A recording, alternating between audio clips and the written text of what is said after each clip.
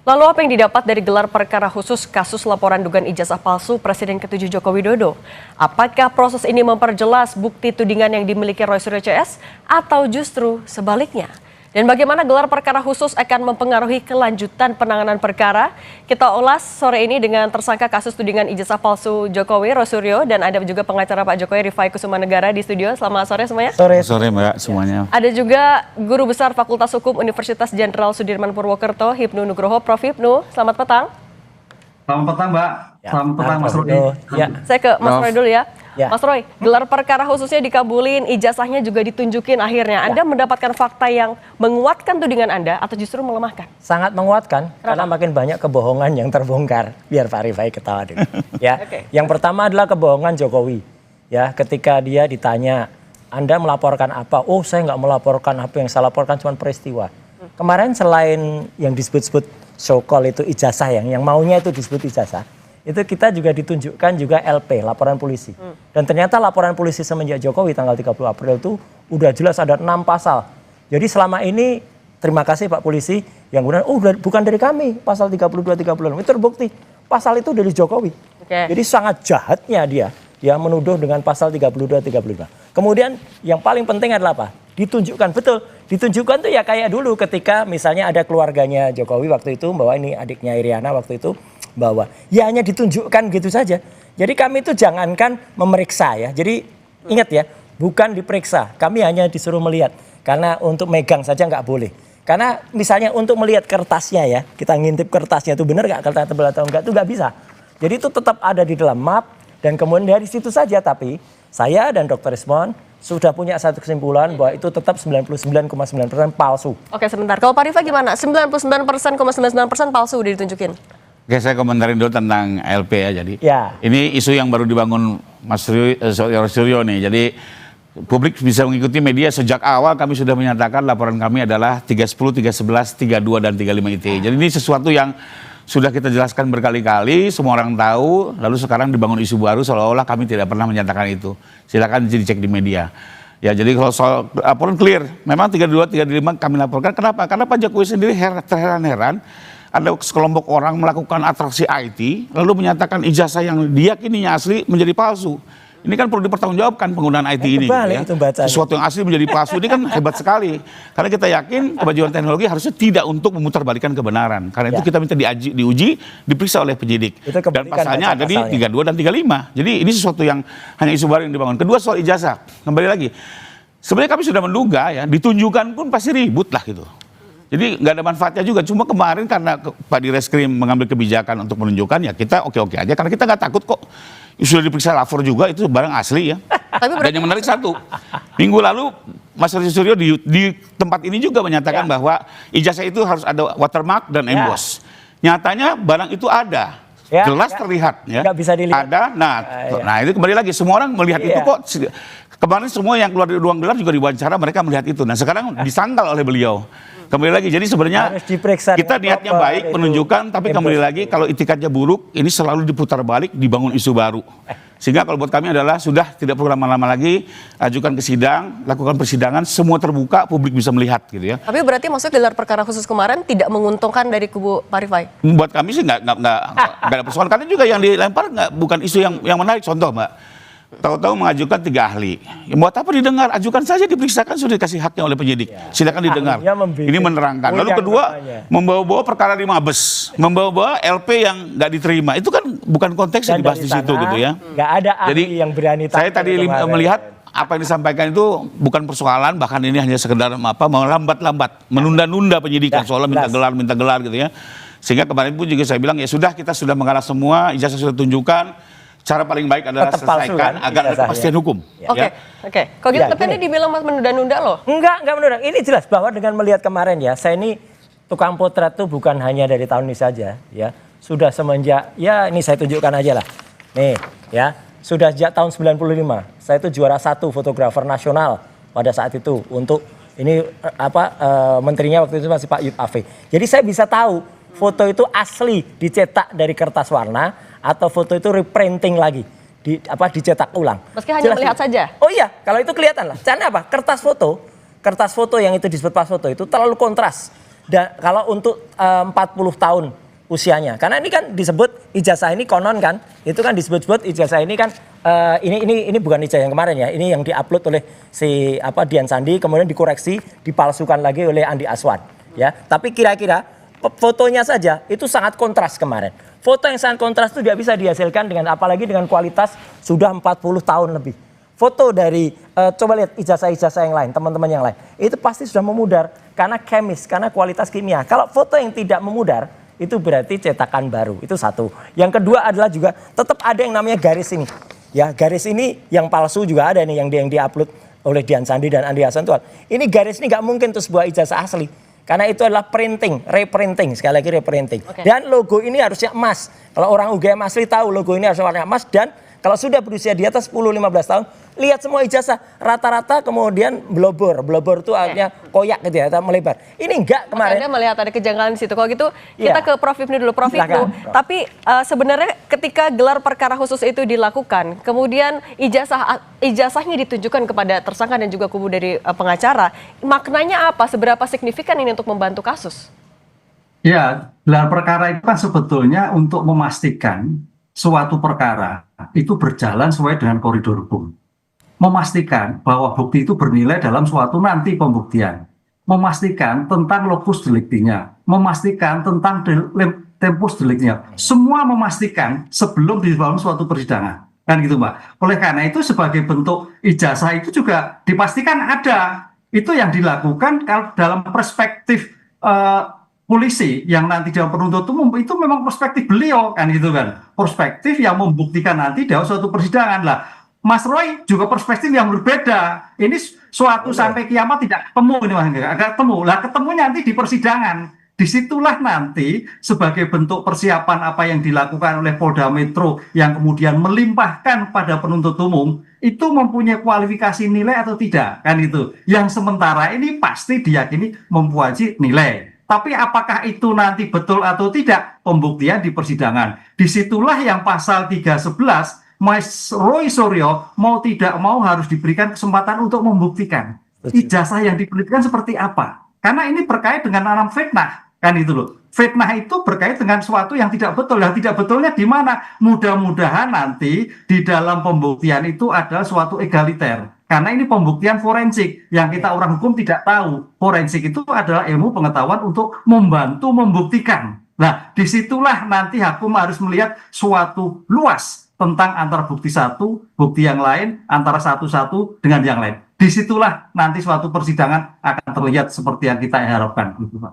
Kalau ke persidangan, berarti kan bukti yang dikantongi polisi juga sudah cukup. Kalau dari Pak Rifai sudah cukup apa belum? Siap apa enggak kalau dibawa ke pengadilan? Tapi sebentar dulu Pak Rifai. Kita akan lanjut lagi usai jeda, tetap bersama kami di Kompas TV. Masih bersama kami ada Mas Roy Suryo, Pak Rifai, dan Prof Hipnu di Kompas Petang. Saya lanjut lagi ke Pak Rifai. Pak Rifai, tadi kalau kata Prof Hipnu, ini udah gelar perkara khusus, narasinya nggak akan beres-beres. Nah, kalau dari Anda gimana? Ini akan mendorong cepet-cepet aja deh ke pengadilan apa gimana? Menurut saya biar ada kepastian dan diselesaikan di forum yang tepat ya ke pengadilan. Karena kembali lagi kalau ini terus dibiarkan ya isunya loncat-loncat terus. Kita ingat di awal, Mas Suryo kan mempersoalkan tanda tangan rektor diduga palsu, jenis huruf, bahkan itu punya Dulmatno.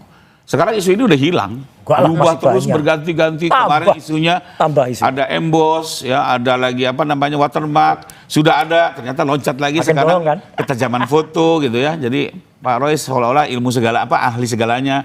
Tapi kan kemarin kalau diikuti terus kan nggak selesai, Pak. Tapi ya, kalau menuju sampai pengadilan masih mendorong. Poslapor sudah bekerja profesional. Ini ijazah ini dibandingkan dengan ijazah-ijazah lainnya. Apalagi skripsi itu sudah dibandingkan juga dengan fakultas-fakultas lain. Jadi biarlah ini semua justru dibuka nanti oleh jaksa. Apa saja alat bukti yang dimiliki, bagaimana administrasi pemilihan Pak Jokowi ya. Karena kami yakini kebenaran adalah kebenaran dan tidak bisa diputar balik dengan rekayasa IT maupun narasi yang dibangun di era post-truth. Tapi akan masih mendorong, ini status tersangka tapi masih belum ditahan, akan masih mendorong ke arah sana nggak? Oh kalau Pak Jokowi nggak penting soal upaya paksa ya. Artinya kalau kami lebih penting adalah agar soal apa namanya ijazah ini clean and clear ya. Kalau istilah beliau loud and clear ya. Kedua, nama baik Pak Jokowi dipilihkan. Nah, kalau Mas Roy gimana? Kalau kata Prof Hipnu nggak akan beres-beres meskipun udah gelar. Iya harus beres. Yang jelas apa? Bukan kalau Pak Rifai mengatakan bergeser. Enggak bergeser. Semua tetap sama, konsisten. Bahkan makin jelas kebohongannya. Ya udah jelas kemarin terungkap lagi pas fotonya ya gitu. Dan kemudian kalau orang mengatakan itu emboss kelihatan. Enggak. Embos itu harus diperiksa dengan misalnya diperiksa apakah dia benar-benar embos. Karena gini, kita sekarang sering lihat ada wallpaper misalnya, ada tegel, itu kelihatannya embos, tapi ternyata setelah dipegang dia rata. Itu karena apa? Karena permainan grafis. Nah itu kemarin juga bisa hanya permainan yakin grafis. Di pengadilan nanti akan bisa dibuktikan kalau... Harus dibuktikan karena misalnya nanti harus kita boleh benar-benar memegang, merasakan, kemudian juga menerang dan harus bisa membalik. Kalau dibalik nanti akan kelihatan. Nah ini, apakah logo emasnya itu blobor atau enggak? Dan ada satu lagi, saya memang tidak semua saya buka. Karena kalau saya buka semua, nanti semua diikutin. Dulu juga mungkin belum ada tuh watermark, belum ada embosnya. Terus begitu kita ngomong watermark embos, tambahin. Belum ngomong ini, tambahin. Gitulah. Jadi sebenarnya kita tahu lah semuanya. Karena apa? Karena yang ada di KPU itu kan nggak ada semuanya. Embosnya nggak ada, watermarknya nggak ada semua. Tambahin masih sedikit-sedikit katanya Pak Rifai. Bener nggak? Kan? Ya, masyarakat juga tahu lah. Ini kan fitnah nih kayak begini-gini ya. Kemarin sudah dijelaskan bahwa ini sudah disita sejak pertengahan tahun dan ada izin pengadilan. Ini juga menarik. Bagaimana soal mungkin tahu-tahu ini ditambah-tambah hanya gara-gara minggu kemarin beliau bicara itu. Ya mungkin teman-teman polisi bisa tahu sendiri lah. Mereka yang nyimpan ini menyita. Justru ini. Soal disita ini menarik polisi, Pak. Merekayasa nih. Disita tanggal 23 Juli. Tapi Oktober ada orang namanya Budiari. Ya itu bilang di Solo. Saya lihat barusan ditunjukkan. Katanya Juli disita. Kok Oktober barusan ditunjukkan? Itu kan bohong banget tuh Budiari sama Damanik. Terus kemudian tanggal 23 November dan 19 November di salah satu TV lain, orang namanya Andi Aswan dengan kebohongannya menunjukkan saya barusan scan ijazah asli. Lah kalau barusan scan tuh berarti sebelum nggak mungkin sebelum Juli kan?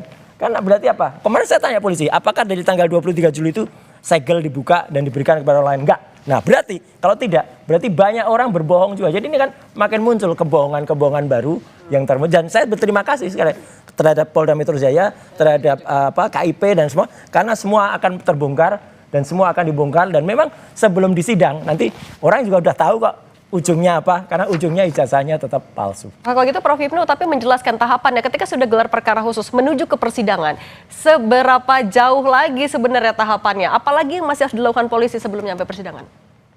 Ya, ini kan sebetulnya kan pembuktian itu sebagai bukti tambahan atas 311 fitnah tadi, Mbak. Ya. Tapi 311 ini kan terkait suatu tindak pidana pencemaran baik, kemudian upload IT, kemudian dan sebagainya, rentetannya kan seperti itu. Tadi subjek awalnya kan seperti itu. Nah, oleh karena itu dalam seperti ini nanti tantangan yang paling berat adalah majelis hakim melihat sejauh mana tentang digital forensik yang dibuktikan pada kedua pihak. Karena ini ilmu-ilmu lain.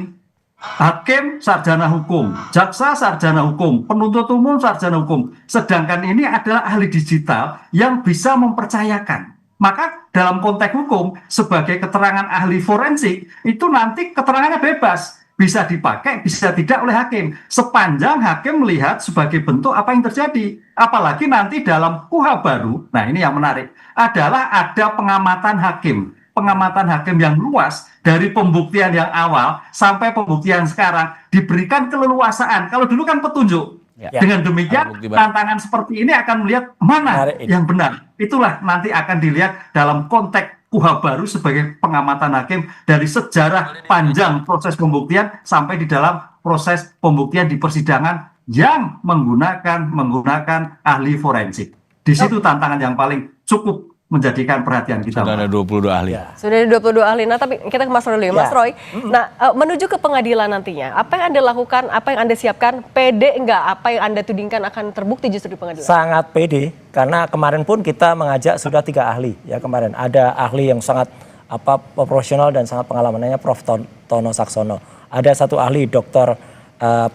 Ridho Liwadi. Kemudian ada juga Dr. Ridho Rahmadi. Kemudian ada ahli pidana. Yang ahli pidana bahkan berkonsultasi dengan sangat bagus kemarin dengan Pak Dileskrim dengan Pak Propam ya, bukan Pak Propam, Wasidik ya. Kemudian bahkan mengakui nanti kalau ada berarti ada beberapa prosedur yang salah yang itu harus dipenuhi. Terus kemudian beliau perintah penyidik coba cek dulu langkah-langkahnya udah betul atau belum. Nah jadi dari situ udah kelihatan kalau kemarin tuh banyak sekali proses-proses yang tidak tepat. Dan kemarin dengan ada 3 ahli itu aja dan bahkan kita nunggu kemarin katanya ada ahli IT juga yang mau dihadirkan oleh pihak sebelah ya, pihak Pak Rifai. Kita tunggu dari awal sampai akhir nggak muncul tuh hidungnya itu yang namanya Joshua Sinatila. Nggak muncul-muncul kenapa tuh Pak Rifai? Awalnya sudah didengar oleh penyidik, 22 Nggak berani orang. tampil dia. Nggak perlu dimunculkan, nanti bisa disidang. Karena begini, Ya, karena barang bukti itu kalau ditunjukkan di awal-awal justru bisa menjadi merintangi penyidikan. Ya, makanya mungkin Prof. Rino bisa meluruskan nih bahwa ada barang bukti yang bisa ditunjukkan ke tersangka, ada barang bukti yang nanti di persidangan. Misalnya kalau ada kejahatan, hasil kejahatan betul dikonfirmasi, tapi alat bukti lain nanti di sidang. Nggak berani nih nutupi kebenaran CCTV video itu nanti di ujung saja. Nanti baru diperdengarkan di waktu yang tepat. Justru kalau semua ditunjuk-tunjukkan, mulai membangun alibi-alibi, mulai pembelaan-pembelaan secara tidak tepat gitu ya. Ya kembali lagi ini memang aturan sidang seperti itu. Dan kita kalau saya sih kembali lagi, kita dorong ke persidangan segera. Publik menilai secara terbuka.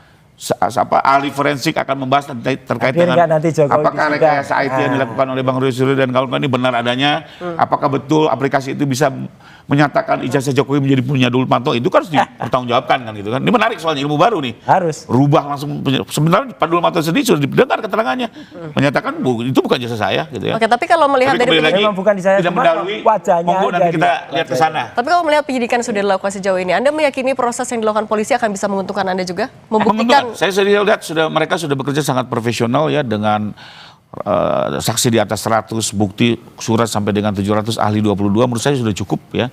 Sekarang ini hanya tinggal memberikan kesempatan tersangka mengajukan ahli-ahlinya. Kenapa? Nanti semuanya akan dihadirkan di sidang, didengar oleh para hakim, didengar oleh masyarakat, dan nanti hakim mengambil keputusan. Masyarakat bisa tahu kan, ribet banget untuk satu ijazah palsu saja. Dua-duanya pede.